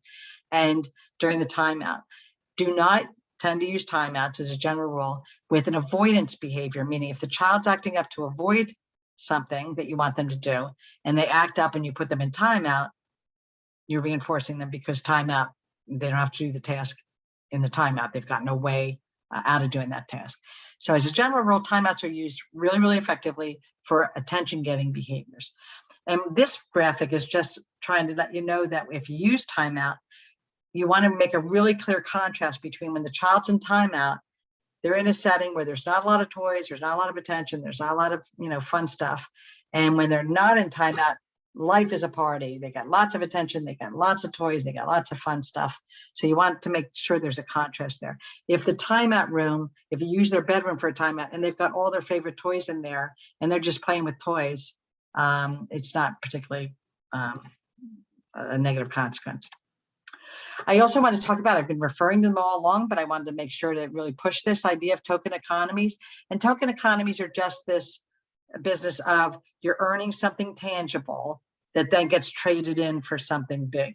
So it's tokens, or in this, you see the example there of little stickers on the Velcro that the child slowly builds, puts the stickers on the Velcro strip there for the final tickle at the end. You can have, money is a token economy. There's nothing inherently valuable about dollar bills. It's only that we've learned that we can trade those dollar bills into something to buy something that makes those dollar bills valuable. So money and use of money is a token economy. So you can use all kinds of stuff. I'm sure you've seen them online or in different classrooms where you have a jar and you put a penny in the jar, and when the jar is filled, you get to go and turn it in at the store, things like that. What's nice about a token economy versus reinforcing the child with something edible or an activity or whatever each and every time they do something good, the token economy is stretching out the distance of time between when the child does something good and when they get reinforced. But they're still getting the tokens, so they're still feeling reinforced, but the big guns reinforcer, the tangible reinforcer, is a little bit farther removed from the behavior. And that's a naturally occurring situation. Again, that every 2 week paycheck. You're not getting a paycheck every day. You're not getting a paycheck every hour, right? So stretching out how soon, that allows that for delay of gratification. It lessens the possibility of satiation that we talked about earlier. It allows for a faster paced instruction in the classroom. It's more naturalistic, and increases the variety of the reinforcers you can use. So for Pixie, if you did want to use her, you want to use iPhone or iPad, whatever, a lot of our kids are into the screen time, you can have it be that pictures of the iPad, a little token photograph, similar to that strip or however you want to present it, and they earn those little pictures, and when they have X number of pictures, then they get the item that they're earning. Or I've worked with kids, a lot of our kids love trains. I've made train strips where each car is a token, basically earn the cars, and when you have all the cars and the engine and the caboose, boom, now you trade them in for something tangible, some sort of reward at the end. So incorporate their passions. I had a kid years ago. In fact, I diagnosed him at 4, and I just had lunch with him. He's in his 20s now, doing really, really good. But anyway, he loved weather. Weather was his thing. And he would go online and look up the Weather Channel, etc. Anyway, when he was in kindergarten, he earned Joe Calhoun's, which is the WGAL meteorologist, right? So we had little token pictures of Joe Calhoun's little baldy head, and he would earn these little token pictures of Joe Calhoun's. And if he earned 5 Joe Calhoun's, he got to trade them in for something. So incorporate the passions as much as possible. Your child will be more motivated to earn them. Some of these we talked about already. They're all really, be creative. Don't, again, incorporate those passions if you can. the I'm working for cards or strips we talked about. You can have the child choose the reward icon at the beginning of the work session, like we talked about earlier, and then have it in front of them. So before it's time to get ready for, bed at night, or time to set the table or whatever you're asking them to do, then you have that visual right there, so they are reminded exactly what they're working for. Response cost, and it's also called a cost response. Don't ask me why. But what that means is not only is the child earning these tokens for good behaviors, but they're losing them for bad behaviors. And, like me getting pulled over for speeding, that's a response cost. I'm losing the money that I earned earlier because I've now done something bad. And that's okay. A couple things you want to keep in mind, though, if you do it. First of all, is you want to make sure that only earning good things, part of it. You're not taking anything away for the first 2 weeks of a reward system, because you want to make sure that child really starts to get invested in that reward system and really value it. And once they're really valuing it, then taking away that Joe Calhoun or whatever is going to be meaningful for them. So do it only rewards for the first couple of weeks, and then maybe introduce, okay, now you've gotten all these rewards. If you tantrum, you're going to lose a token, and you can even have it gradacious. So if you tantrum, a tantrum that's 1 minute, you lose 1 token. If it's 5 minutes, you lose 5 tokens, however you want to come up with it to make it sort of severity. But make sure it's clearly defined, and you're not taking those tokens away depending upon your mood, because your nerves are shot at the end of the day. You want to make sure that there's literally a little visual for everybody, both parents, grandma, whatever, up there. If he does this, he loses this many tokens. If he does that, he loses this many tokens. If he does this, he gains good stuff. He gains this many tokens. So make sure everybody's on the same page. And not only that all the adults understand, but the child fully understands what the criteria are for earning and losing those tokens. When you do take them away, take it away in a matter-of-fact manner. You don't want to just, and you lost another token, don't turn into a battle, just like, you screamed, you lost another token, matter of fact. And the nothing to lose syndrome is what I call the real quandary, when you get to the point where you've taken away all the tokens that they had in their cash, right?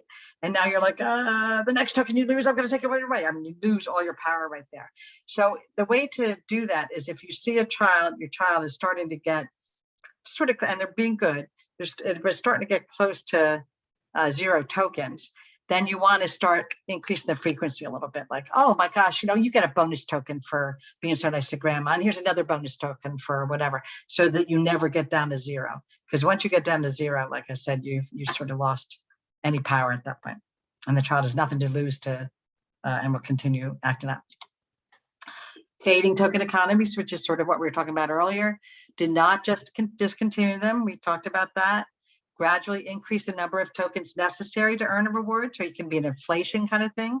The example I gave earlier was slowly increasing the amount of time. You can also increase how much something costs. God knows we're all in inflation. We all know what inflation is these days. So you can have a reward menu that has a list of the neat things that the child's earning, and this one costs this many tokens, and this costs that many tokens. Well, with inflation, all of a sudden, the number of tokens increases a little bit. So it's sort of a natural way of fading how often those tokens are getting exchanged. You can increase the number of correct responses that are required, and your data, like I said earlier, just like your knowledge of how your child's behavior changes will sort of dictate, I moved a little too fast, or got to step back a little bit. Good. We still have 10 minutes left for questions and answers. So a couple of things to keep in mind. It's always easier to notice a child demonstrating challenging behaviors and not notice when he or she demonstrates alternative replacement behaviors. So this is a real paradigm shift. If you want to put if you're the sort of person that's only noticing or mostly noticing that bad stuff, you want to really be catching them good. Get that in your head. Got to catch the child being good.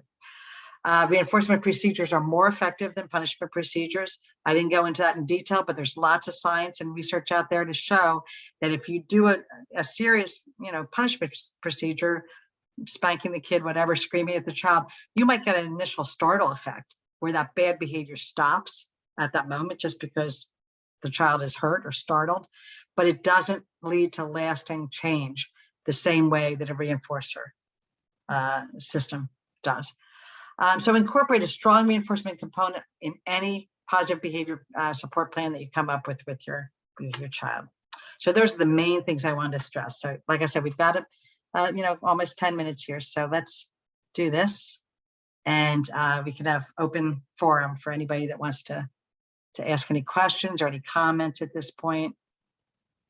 Anything that they learned, let me feel like maybe it was worth just sitting there for 2 hours rather than getting out just to get the gift card.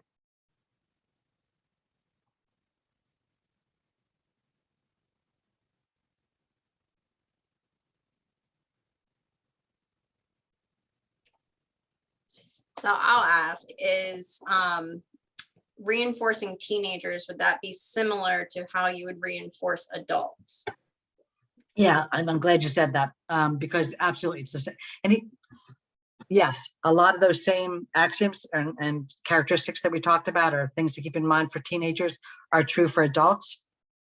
That said, the old phrase, you met one person with autism, you met one person with autism, right? If you've got somebody that's a young adult and they're able to handle a traditional 2-week paycheck, et cetera, and they're able to go with it, life is good, right? But if you have an adult that still needs a real high frequency reinforcement, I'm working with a young man right now that he's still being reinforced twice a day for, staying calm, et cetera. That's what he needs right now. So yes, in terms of don't be demeaning and make it age appropriate as much as possible and all that fun stuff. But as far as like the intensity of the reward system has to be individualized depending upon what that particular child or adult needs. Does that help? Yep.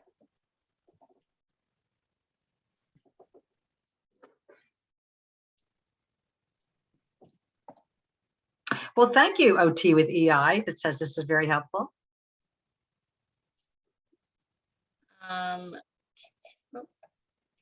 All right, so I just got one that my son doesn't really want to go to school. That's his unpreferred activity. Yes, suggestion for that. You bet. And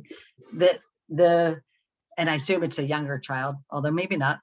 But yes, it's not uncommon. A lot of kids on the spectrum would rather stay home. Who wouldn't, right? It's predictable, it's secure, it's safe, it's not as noisy as school, the demands are less than school, et cetera.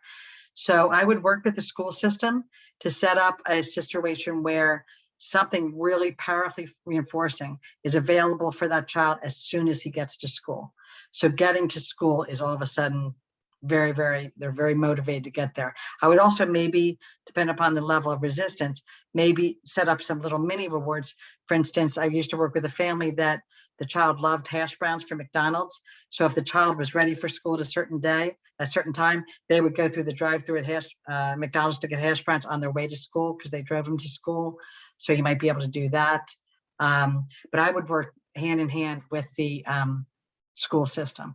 I know that some IUs, I don't know about out in your way, I know IU 13 does, and Chester County IU have programs called the ATTEND program, ATTEND, and I think it's an acronym that means something, but I don't know what it is. But anyway, If ours has that or not. you check out, because the ATTEND program is pretty cool because it involves a psychological eval, and the districts pay for it. I used to do this. They do a psychological eval, they do a functional behavior assessment, and then they have somebody go in the house in the morning to help set up behavioral systems to help that child get to school. Now, they're usually used for kids that are chronically absent and chronically truant, not for a kid that just gives their parent a hard time and eventually goes to school. But in the meantime, I would work hand in hand with the school so that you want that setting to be reinforcing and the immediacy. The moment he gets out of the car, out of the bus, boy, that reinforcement's ready to go. So just some comments here. Pediatric OT made me feel good about a lot of the things I'm already doing or recommending. Thank you for reassuring. I wish my son and daughter-in-law had heard this presentation. They have 2 children on the spectrum. Is there any way that you could hear a recording of this? Yes, we will. It will probably be next week. We will be putting this on our YouTube channel then. It's just you go to YouTube and it's the Arc, Cumberland, and Perry counties, and then it'll be under videos. And Dr. Bruey did 2 last year, and they're on there as well. Thanks so much. Information was valuable and helpful.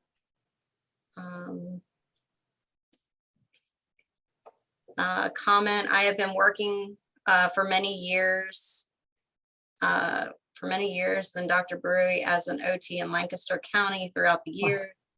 And now I know why many parents want their child to be seen by Dr. Bruey. Ah, For this that's wonderful fine. Thank you. Thank you. That feels good. That was a nice reinforcement. Does anyone else have any additional questions for Dr. Bruey before I end the recording?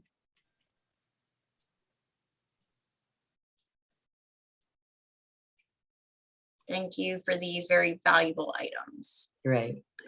Thank you. You're welcome. All right, I'm going to go ahead and end the recording.